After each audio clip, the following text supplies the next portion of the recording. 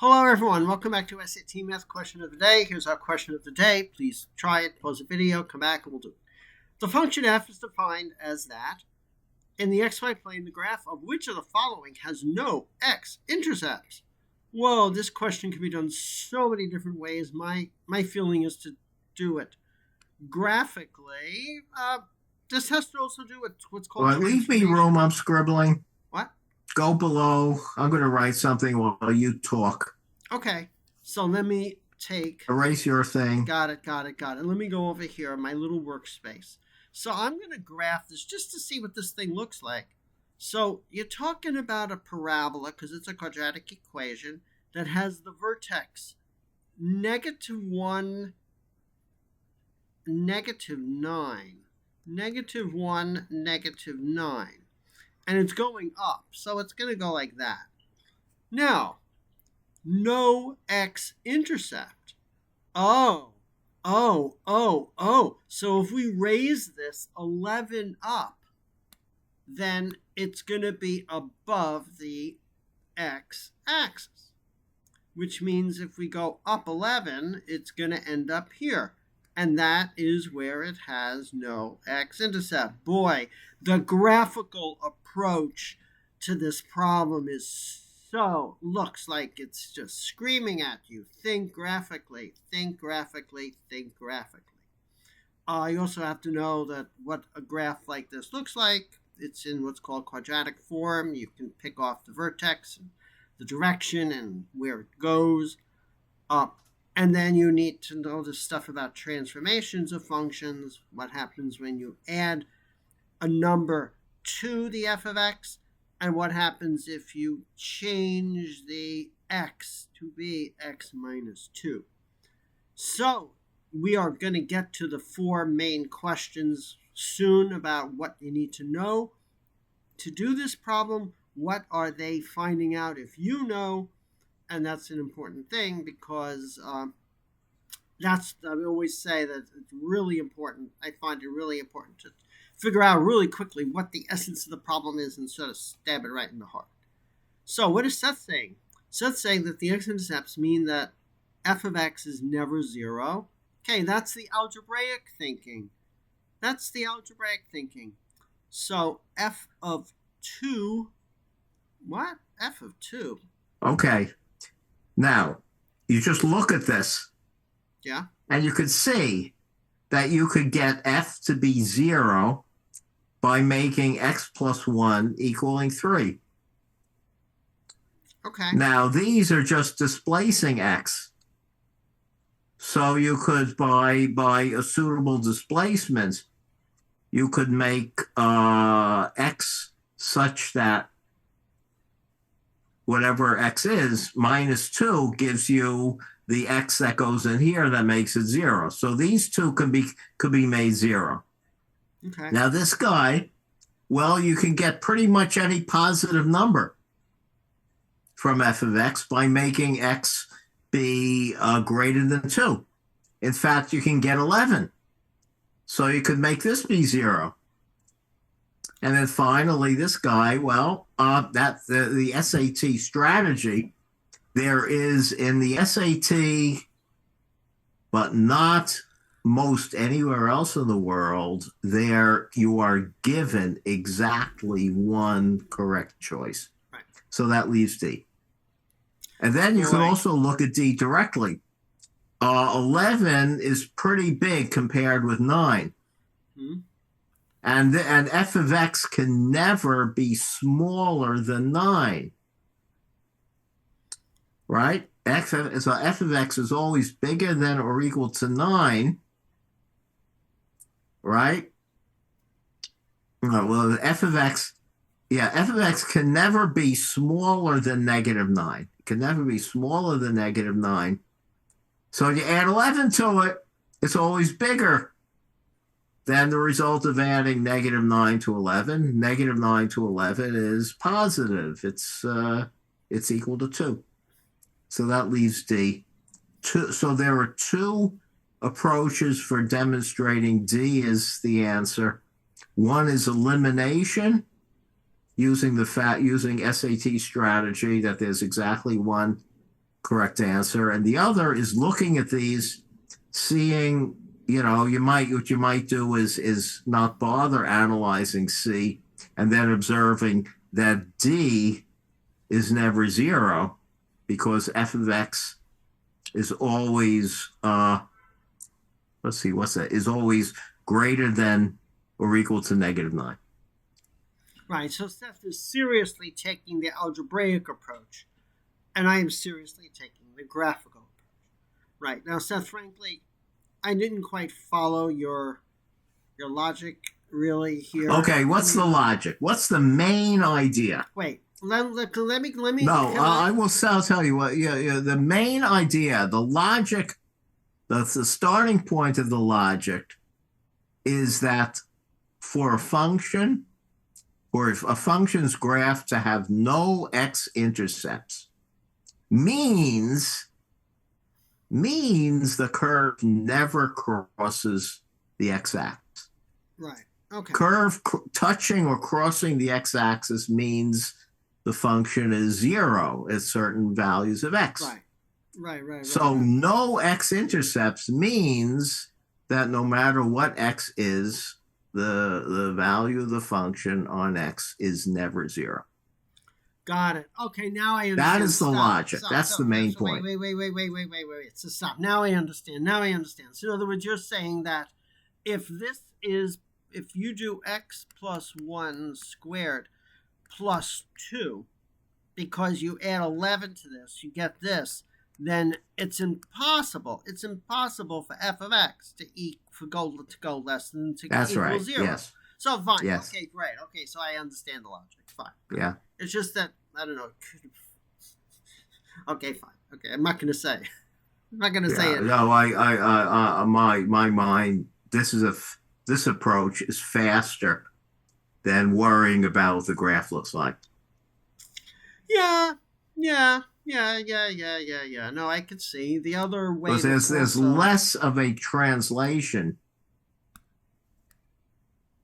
less of an effort of steps into translating one view into another. Right. The other approach, there's actually a third approach that has to do with complex roots. Maybe that's more, I don't know. Maybe that's not the right one, but you get no x-intercepts when you solve for this thing equals 0, and you get what's known as complex roots.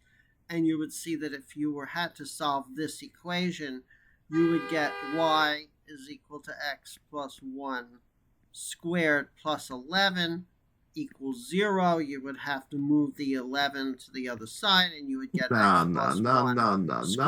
Be simple. 11. Stop. Be simple. Yeah. Okay. You could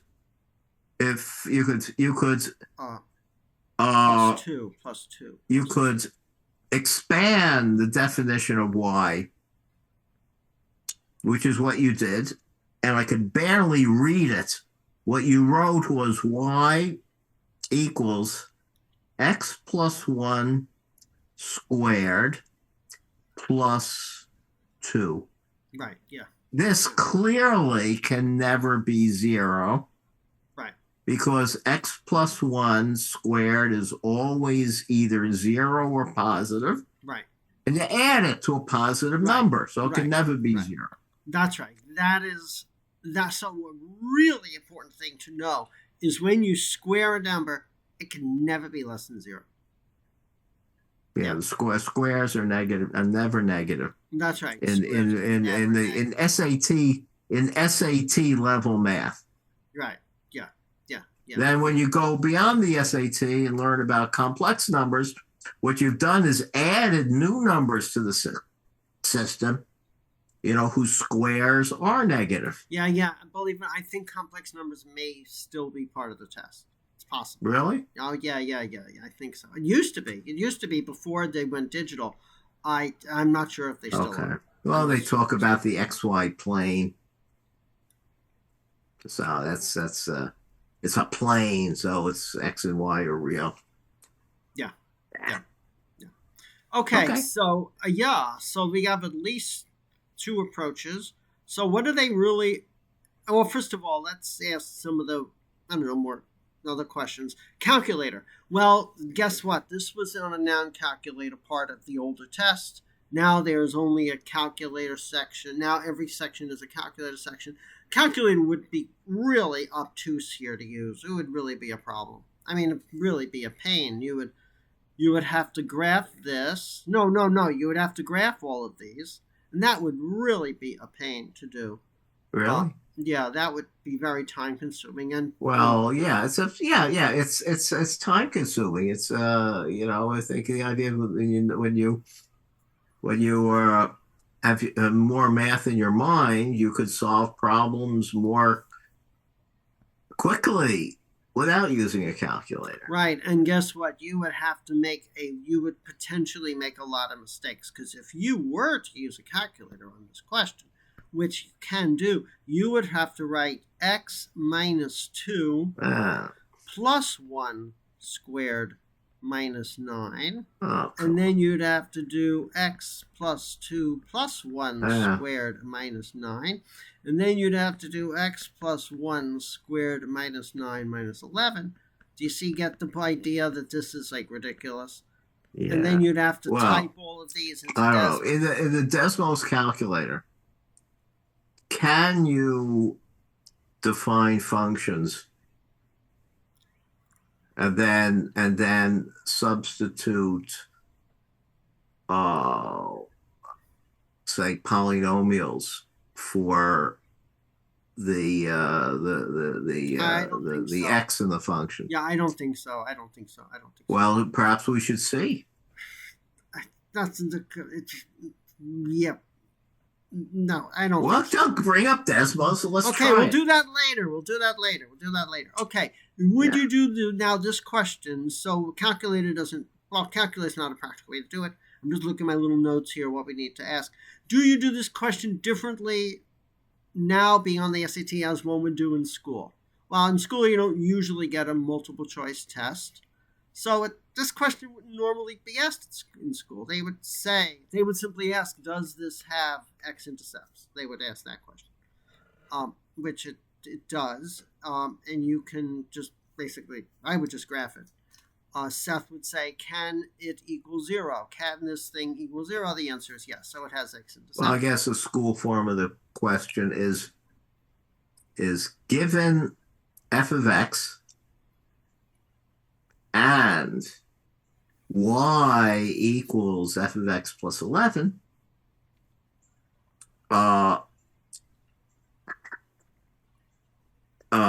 does the curve y equals f of x plus 11 have any x-intercepts? Right. Yeah, and again, you would do and then they would ask you either find an x-intercept or prove that it doesn't have any. Right, exactly. And then you would do it the same way, either graphically or the ways algebraically. Yeah. Is it practical in this question? Does it make sense to not even do it, but just guess and check the answers? Maybe, but probably not. Guess and check means you don't really do anything, but just literally ask yourself, is A correct? Is B correct? Is C correct? Is D correct? So maybe. Seth sort of used that. Seth just went through and said, well, but he also used more knowledge. It wasn't just looking at the answers and deciding which one is right. And then we get to the big question, the main ideas of this question. What are the SAT people making sure you know? And there's a lot of concepts here, which hopefully we already talked about.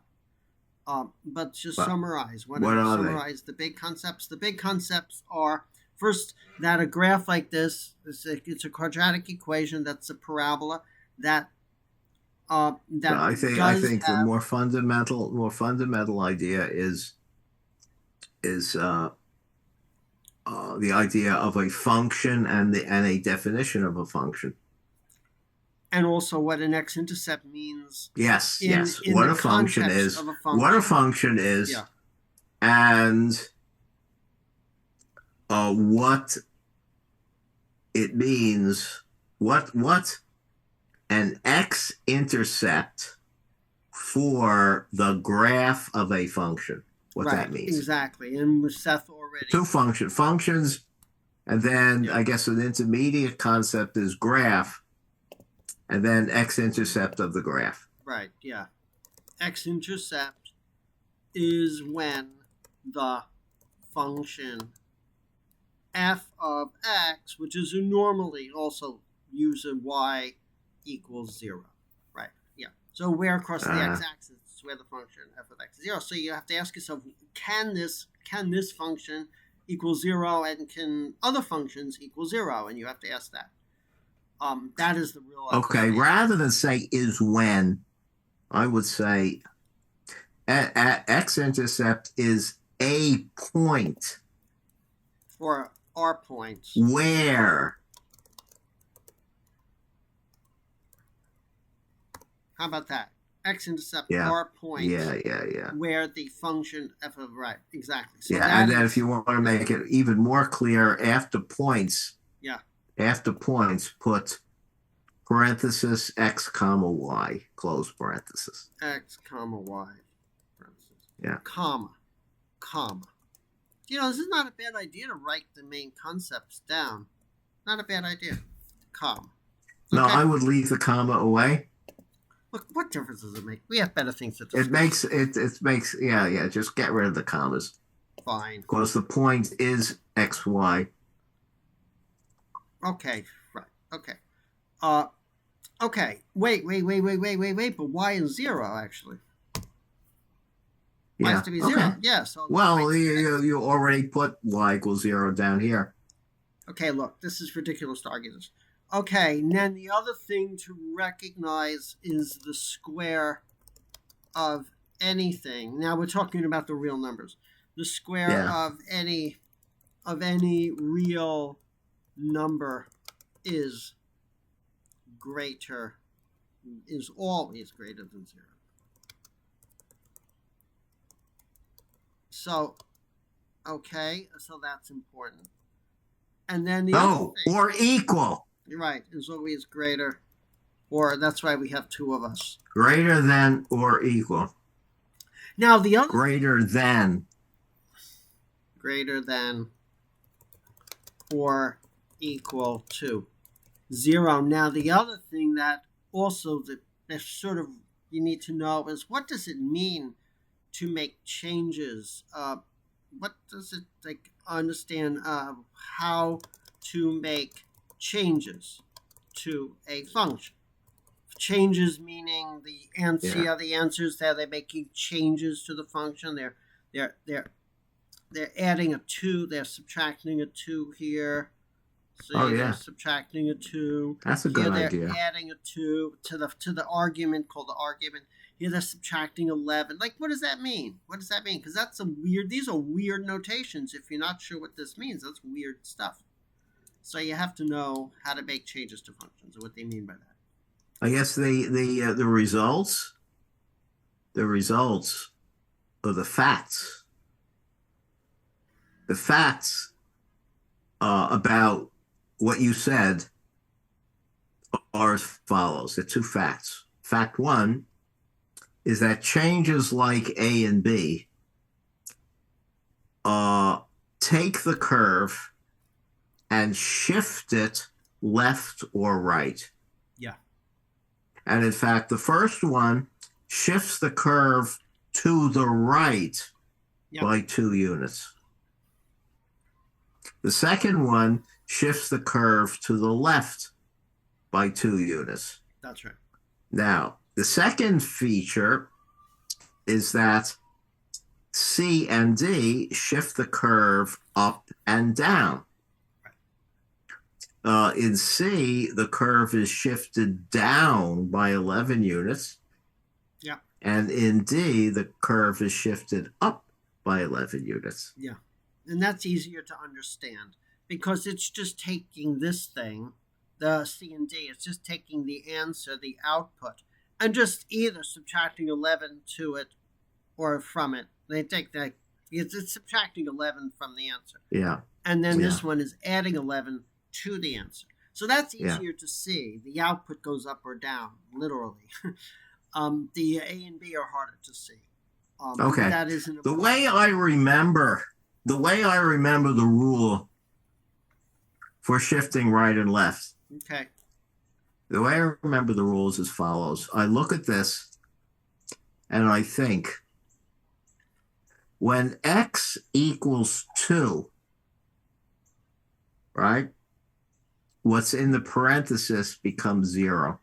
Right. Yeah. And so the value of the function when the input to the function is 0 is when the x value in the modified function is 2. So the point of the original function where x equals 0 is when the curve is transformed to where x equals 2. So the way I think about this is I look at one case, I take x equal to 2 and think about what happens. And that's the mnemonic that I use to remember. Similarly, if there's a plus, I remember, well, when it's a minus, it shifts it to the right. So the plus shifts it to the left. Yeah, I always But you that. can also think of this when x equals minus 2, then f of x plus 2 is f of 0. So the f of 0 thing gets shifted to minus 2. In other words, 2 points, 2 units to the left. Yeah. The other thing to do, I always get my left and right up and down confused. I sometimes make mistakes with that. But the other thing, rather than go through all that heavy analysis, you just basically just try to remember that if you do f of x plus 3, it shifts it this way to the left. If you have f of x minus 3, it shifts it to the right. Yeah. It's probably another way the mnemonic that helps me remember it is, as Joel said, the reason the rule is true is pretty obvious in the C and D case. Yeah. You add a positive number to the y values, you go up. Right. And then the mnemonic is when you displace the argument of a function, it is weird. Exactly. It's the opposite. It's weird. It's the opposite. It's the opposite of what you think. Absolutely right. That's the way I do it. It's the opposite of the obvious case. It's the obvious. It's the opposite of what your intuition tells you. Right. Yeah. Okay. So I think we have answered all our questions. Hopefully we've given different approaches on how to do this. Again, I always mention that it's very useful to think in 3 modalities, or be ready to think in 3 modalities on the SAT or on any question. The modalities are graphing, algebra, and the table. The table almost never comes up, but functions can be expressed as tables. Rarely, but sometimes the table is a really useful modality to think about in functions. I think we really are done, aren't we? Right. I think we really by the way, this curve here is tangent to a horizontal. The bottom. It's not pointy. Right. Yes. It's a nice smooth curve. It's called that bottom there is called the vertex. Oh yeah, we didn't mention that. I went over that quickly in graphing, is how to pick up the vertex off of an equation that's in this form. The vertex is where the bottom point is, which means that it's where this number bottoms out. This function bottoms out. This result bottoms out. And because this thing always has to be greater than or equal to 0, this thing bottoms out when y is -9. And it bottoms out when this thing does indeed equal 0, when this equals 0, and it equals 0 when x is equal to -1. So the vertex, the bottom point of this, is x is -1, because that makes that expression x plus 1, 0. And the bottom of it is -9, and that's called the vertex of the problem. That's the common sense way of doing it. The other way is to memorize the vertex form, but we learn it to memorizing stuff. Okay. I guess that's it then, right? Okay, so welcome to Seth. Seth's a PhD in math from MIT. He's been teaching computer science. Nice pencil there. Not his stylus. And he's been teaching computer science for many years. He's now retired, so he's now Professor Emeritus. I'm Seth's brother Joel. I have a PhD in mechanical engineering. And we are here to hopefully offer different approaches, different lenses to look at SAT questions. My suggestion is to go take some diagnostic tests, see which topics you're weaker on. Go to Khan. Khan lists all the topics. Those questions are sanctioned by the SAT people. Study the sections that you're weaker on. Make sure you learn how not to make stupid mistakes on the questions you're strong on, because it's so easy to fall into traps and make stupid mistakes. Practice, practice, practice, and then just take as many practice questions that the SAT people, or the official practice questions that the SAT offers on their website. Oh, if you have any... And practice means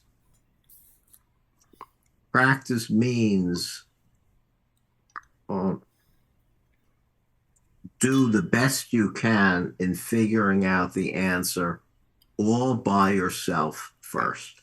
That's right, and learn from your mistakes. It does not mean read the question and then immediately read the explanation and the answer. Right, it's not like a novel where you just read it. You have to try. You have to put a lot of effort in and learn from your mistakes.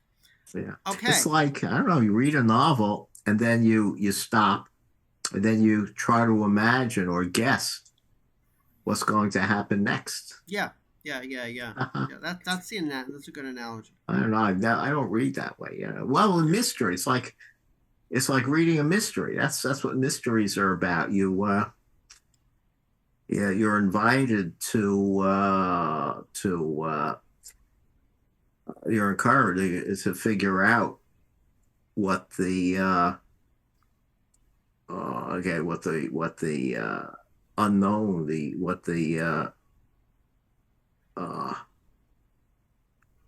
explanation of the mystery, and then you continue reading and then find out whether your guess was what the author found.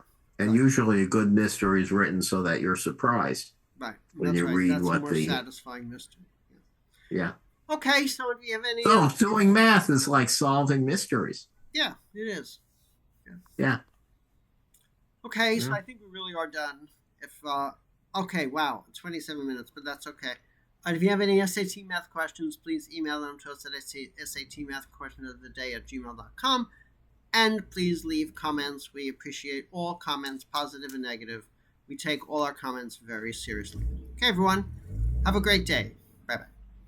Bye-bye.